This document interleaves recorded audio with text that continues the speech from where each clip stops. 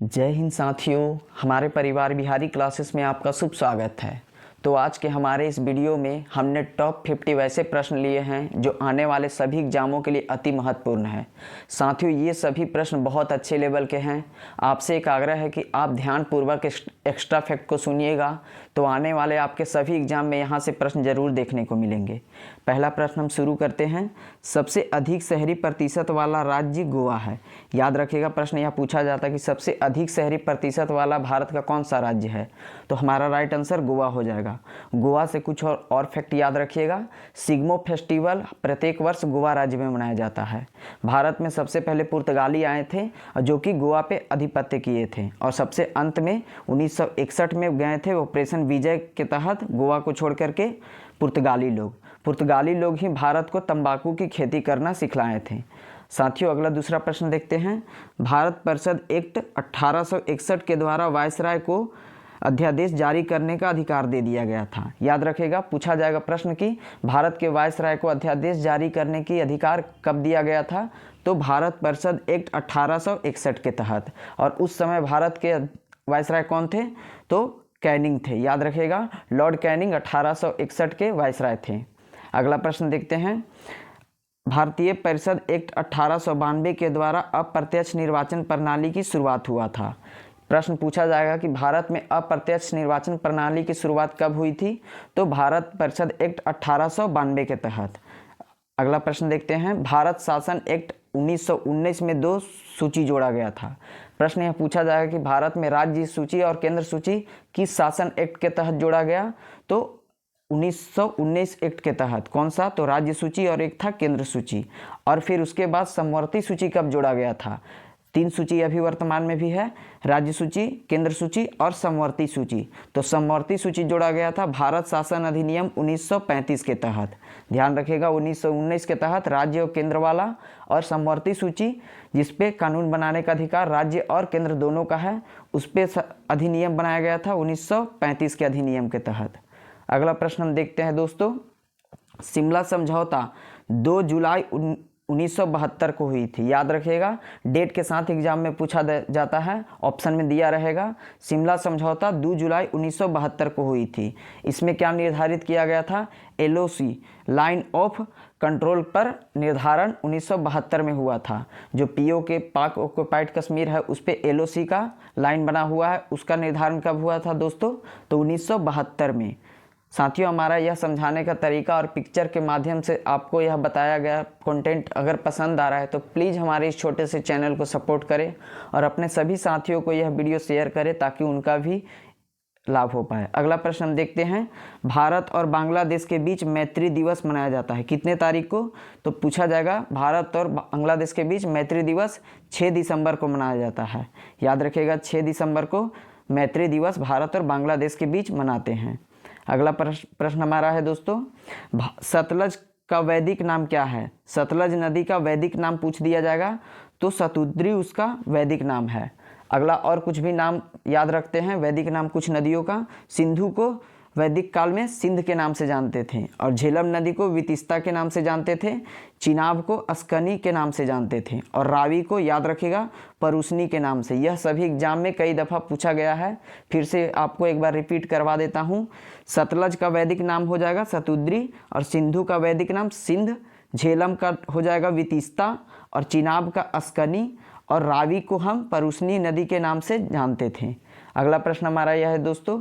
JP आंदोलन जो 1974 में हुआ था जयप्रकाश नारायण के नेतृत्व में, जिसमें यह नारा दिया गया था संपूर्ण क्रांति का। याद रखिएगा, JP आंदोलन 1974 में हुआ था जिसमें संपूर्ण क्रांति का नारा दिया गया। जिसका नेतृत्व कौन कर रहे थे, तो यह याद रखिएगा जयप्रकाश नारायण इसके नेतृत्व करता थे। अगला प्रश्न हमारा दोस्तों यह है। 1998 में जयप्रकाश नारायण को मरणोपरांत भारत रत्न प्रदान किया गया। भारत रत्न मरणोपरांत किनको दिया गया था, तो जयप्रकाश नारायण जी को। कब, तो 1998 में। याद रखिएगा दोस्तों। अगला, सादिर भरतनाट्यम का पुराना नाम है। प्रश्न पूछ दिया जाएगा कि भरतनाट्यम का पुराना नाम क्या है, तो यह सादिर है। भरतनाट्यम तमिलनाडु राज्य का यह तमिलनाडु राज्य से संबंधित है। सादिर इसका पुराना नाम है। अगला दूसरा प्रश्न देखते हैं, भटकल बंदरगाह किस राज्य में है? तो कर्नाटक राज्य में भटकल बंदरगाह है, इसे ध्यान रखिएगा। अगला प्रश्न हमारा यह है, भारत का सबसे बड़ा क्षेत्रफल वाला बंदरगाह कौन सा है? तो यह कोचीन में स्थित है। भारत का सबसे बड़ा क्षेत्रफल वाला बंदरगाह यह केरल राज्य के कोचीन में स्थित है। अगला प्रश्न हमारा देखते हैं दोस्तों, मायोसिन प्रोटीन पेशी में पाया जाता है। प्रश्न यह पूछा जाएगा कि मायोसिन प्रोटीन कहाँ पाया जाता है? तो पेशी में मायोसिन प्रोटीन का विद्यमानता रहता है। अगला प्रश्न हमारा यह है हिस्ट्री से, औरंगजेब के मृत्यु के पश्चात मोहम्मद शाह सर्वाधिक समय तक यह दिल्ली के शासन पे रहा था। प्रश्न यह पूछा जाता है कि औरंगजेब के मृत्यु के बाद कौन सा बादशाह सर्वाधिक समय तक दिल्ली के शासन पे समय व्यतीत किया था? तो मोहम्मद शाह, जिसको हम रंगीला बादशाह के नाम से जानते हैं, उसका राइट आंसर हो जाएगा। अगला प्रश्न हमारा है दोस्तों, मोहम्मद बिन तुगलक जिन्होंने 1327 में राजधानी दौलताबाद यानी कि देवगिरी अपना स्थानांतरित किए थे। प्रश्न यह पूछा जाता है कि दिल्ली से दौलताबाद राजधानी किसने स्थानांतरित किया था? तो मोहम्मद बिन तुगलक उसका राइट आंसर हो जाएगा। अगर पूछा जाएगा कब किया गया था, तो 1327 ईस्वी में किया गया था। अगला प्रश्न हमारा यह है, दिल्ली सल्तनत का सर्वाधिक सीमा विस्तार किसके शासनकाल में हुआ था? तो मोहम्मद बिन तुगलक के समय में दिल्ली का सर्वाधिक शासन का विस्तार हुआ था। अगला प्रश्न, मोहम्मद बिन तुगलक का मूल नाम क्या था? तो जूना खां के नाम से प्रसिद्ध था मोहम्मद बिन तुगलक। मोहम्मद बिन तुगलक का मूल नाम जूना खां था। अगला प्रश्न हम देखते हैं दोस्तों, पृथ्वी का आंतरिक भाग में 32 मीटर जाने पर 1 डिग्री सेल्सियस की कमी आती है। याद रखिएगा, पृथ्वी के जब अंदर हम जाते हैं तो 32 मीटर अगर अंदर जाएंगे तो 1 डिग्री सेल्सियस की हमें यहाँ पे बढ़ोतरी होगी, कमी नहीं बढ़ोतरी होगी। याद रखिएगा, 1 डिग्री टेम्परेचर बढ़ जाता है 32 मीटर अंदर जाने के बाद, और 165 मीटर अगर हम पृथ्वी से ऊपर जाते हैं तो हमारा टेम्परेचर 1 डिग्री कम होता है। नीचे जाने पे 32 मीटर और ऊपर जाने पे 165 मीटर के अंतराल में 1 डिग्री सेंटीग्रेड का कमी या बढ़ोतरी होती है। अगला देखते हैं दोस्तों, राष्ट्रीय शिक्षा दिवस कब मनाते हैं? तो 11 नवंबर को राष्ट्रीय शिक्षा दिवस मनाते हैं। किसके जन्मदिन के उपलक्ष्य में? तो मौलाना अबुल कलाम आज़ाद का जन्म हुआ था 11 नवंबर को। उन्हीं के जन्म दिवस के अवसर पर राष्ट्रीय शिक्षा दिवस मनाते हैं। क्यों मनाते हैं? क्योंकि स्वतंत्र भारत के प्रथम शिक्षा मंत्री मौलाना अबुल कलाम आज़ाद ही थे। अगला प्रश्न हम देखते हैं, भारत के 3 ऐसे प्रधानमंत्री जो 3 बार प्रधानमंत्री पद संभाले हैं। प्रश्न यह कहा जा रहा है कि भारत के ऐसे तीन प्रधानमंत्री कौन है जो 3 बार यानी कि 3 टेन्योर में प्रधानमंत्री पद संभाले हैं? तो वैसे 3 प्रधानमंत्री हैं, जवाहरलाल नेहरू और इंदिरा गांधी और अटल बिहारी वाजपेयी। ये तीनों ऐसे प्रधानमंत्री हैं जो 3 टेन्योर में प्रधानमंत्री बने हैं। अगला प्रश्न, अविश्वास प्रस्ताव द्वारा हटाए जाने वाले प्रधानमंत्री कौन थे?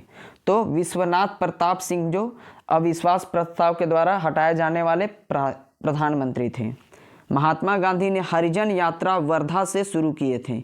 याद रखिएगा, महात्मा गांधी ने हरिजन यात्रा कहाँ से शुरू किए थे?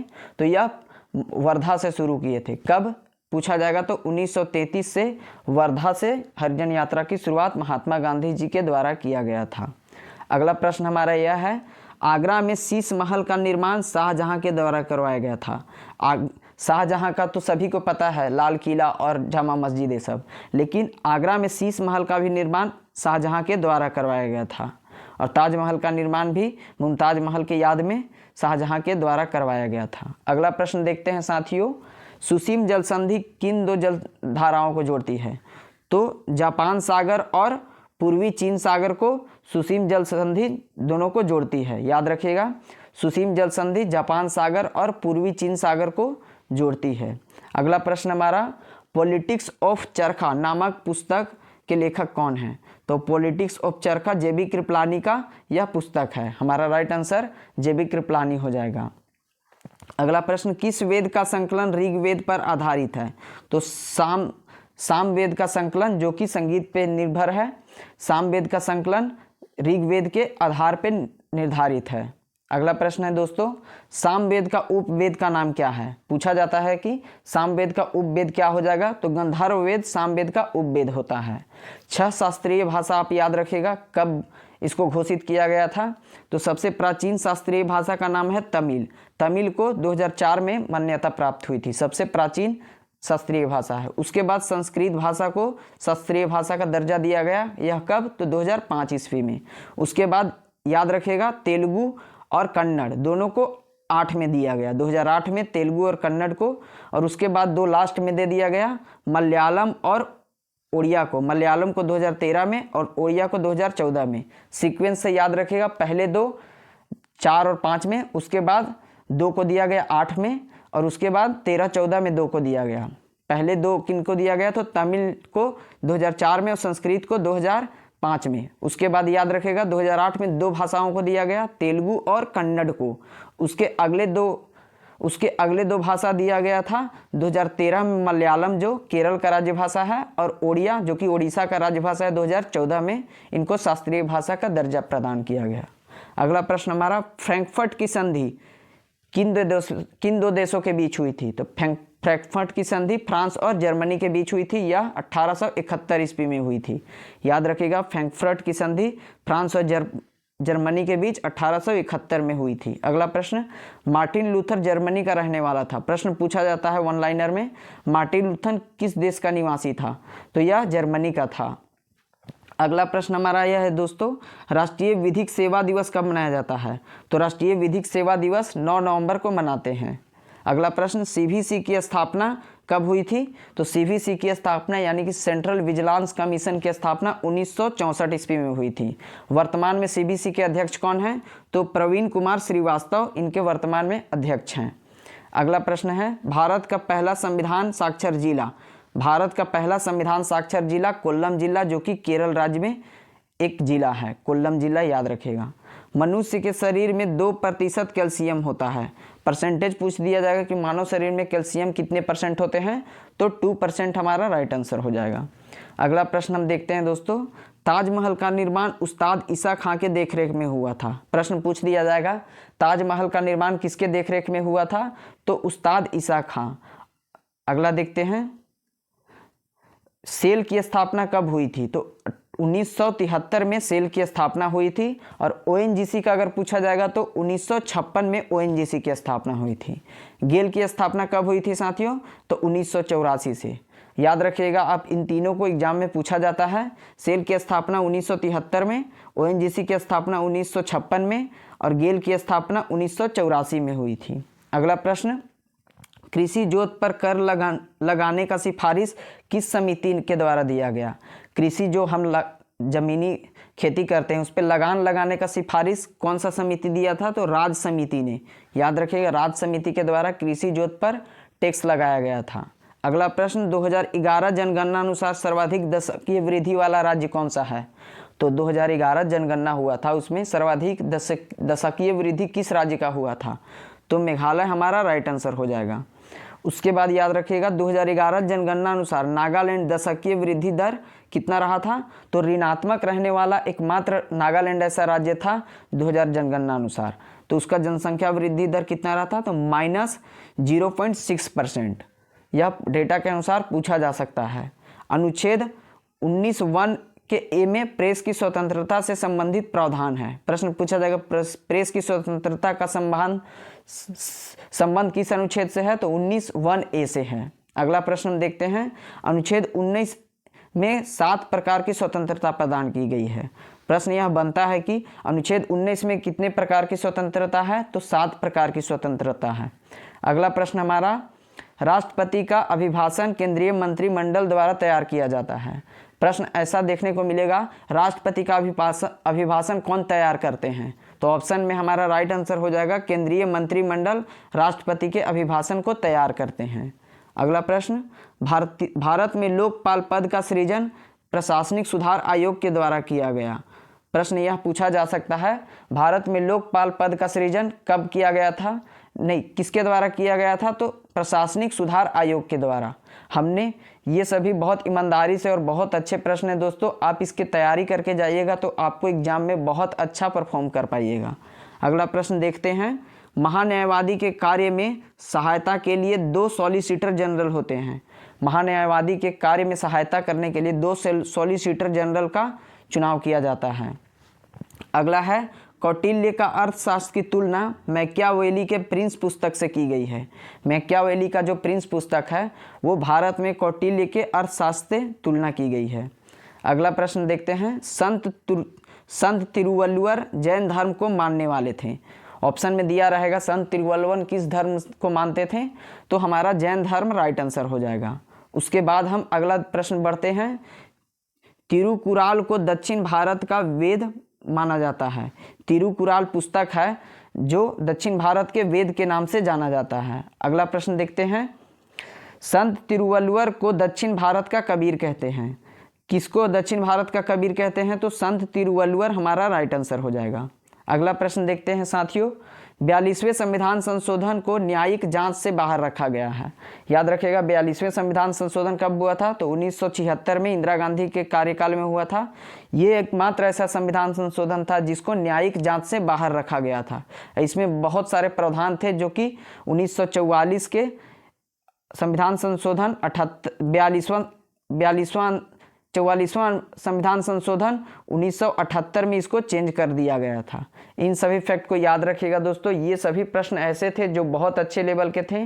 आप ध्यानपूर्वक इस एग्जाम को तैयारी करके जाइएगा तो आपको यहाँ से ज़रूर प्रश्न देखने को मिलेंगे। धन्यवाद।